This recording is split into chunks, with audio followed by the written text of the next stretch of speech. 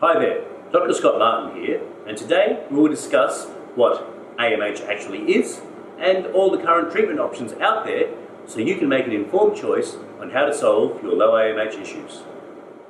AMH, or anti-Müllerian hormone, kickstarts the growth of the egg in your ovaries. It's what turns the egg from a primordial egg into an antral or teenage follicle. Once an egg gets large enough, about 2 millimeters or so in size, FSH, or follicular stimulating hormone, kicks in and takes over, turning the teenage egg into a fully mature, pre-ovulatory egg ready to be ovulated. This chart on your screen shows the transition of hormones in a woman's ovary from primordial egg, meaning the earliest stage of development, to a full egg, ready to be released by the ovary and fertilized. In reality, the more AMH you have, the less FSH you need to produce a good egg. This is a good thing. The less AMH you have, the more FSH you need to produce an egg. This is a bad thing. Healthy AMH scores can vary from country to country, depending on how they're measured. But we all agree the closer to zero you get, the harder it is for your body to produce a fertilizable egg. So what does AMH have to do with low ovarian reserve? Ovarian reserve means how many primordial eggs you have in reserve in your ovaries.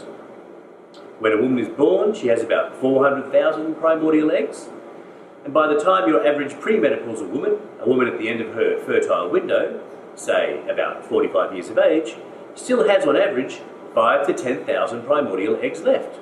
So low AMH has nothing to do with low ovarian reserve. Getting old has more to do with your ovarian reserve. Low AMH has more to do with how likely an egg is to fertilize than how many primordial eggs are left. So low ovarian reserve is linked but not causative with poor egg quality in women. Your AMH score can be a reflection of your ovarian reserve, however. The lower the AMH score is, the harder it is for a woman's eggs to be fertilized. Poor ovarian reserve and low AMH levels are linked to egg quality and the ability for an egg to be fertilized. So let's learn about the current treatment options there are for low AMH levels out there. Modern medicine, pharmaceuticals and surgery. 10 years ago, IVF centres preferred not to treat women with low AMH because success rates were terrible. If you had a diagnosis of low AMH, then you had about a 2 to 5% chance of falling pregnant with IVF and almost no chance of falling pregnant naturally. Modern medicine still has no treatment to improve low AMH or improve egg quality. IVF centres around the world use the same drugs and the same procedures on women with normal AMH levels for women with low AMH levels and hope to get the same results. So what does Chinese medicine have to offer?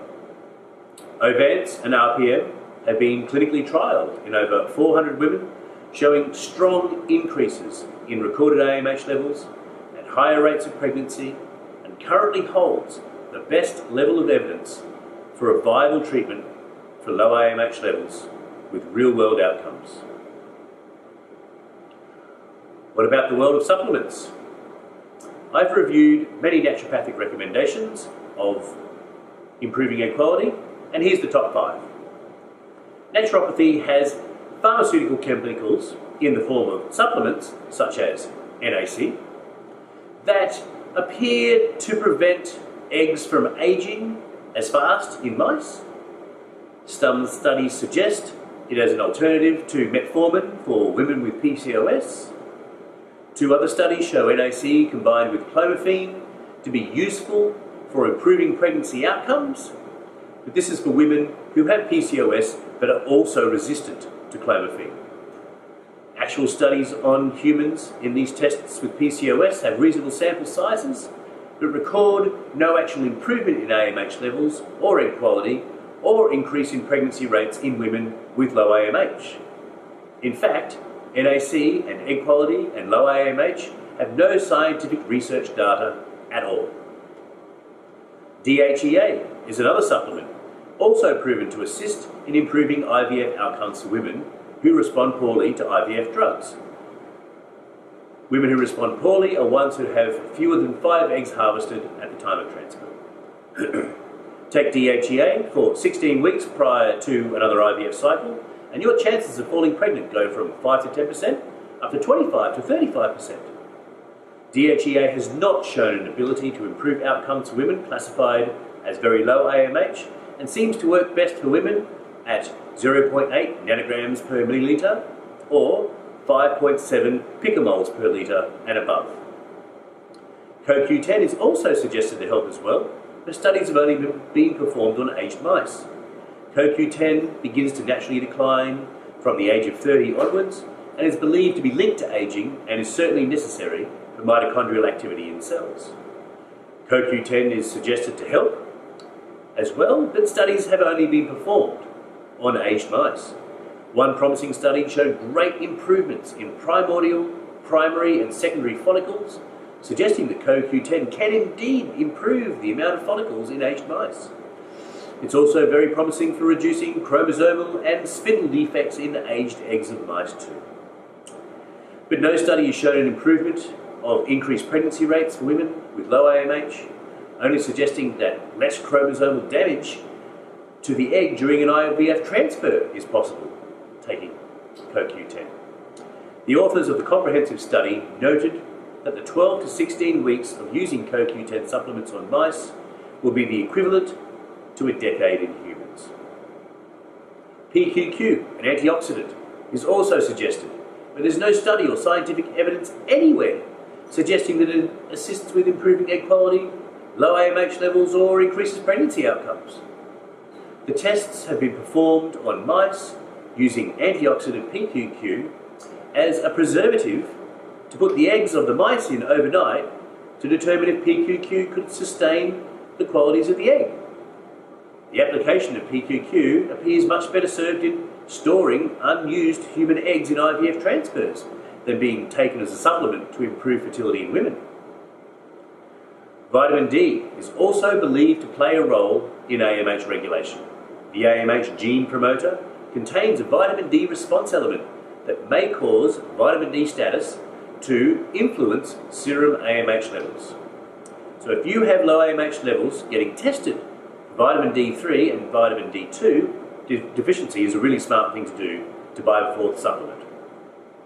Evidence-based research has not proven a significant difference so far in ovulation stimulation or embryo development, depending on vitamin D levels, however. And what they have noticed is that women with levels of vitamin D at around 267 show a 4-time better success rate with IVF procedures than those with low levels of vitamin D at 104. I had a look at nutrition as a supplement, I had a look at nutrition as a treatment, however, but there's no science to back any claim on the market. And for obvious reasons, no one's doing the science because there's no money to be made in it. You can't patent an avocado. So, there you have an up-to-date list on all the current treatment options available for women with low AMH levels who are seeking to improve their egg quality in order to fall pregnant.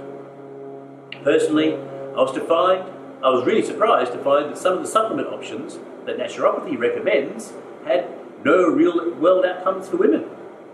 You can view a transcript of this video on the Advanced Fertility Solutions website, where all of the claims I have made in this video are fully referenced. I'm Dr. Scott Martin. Thanks for watching.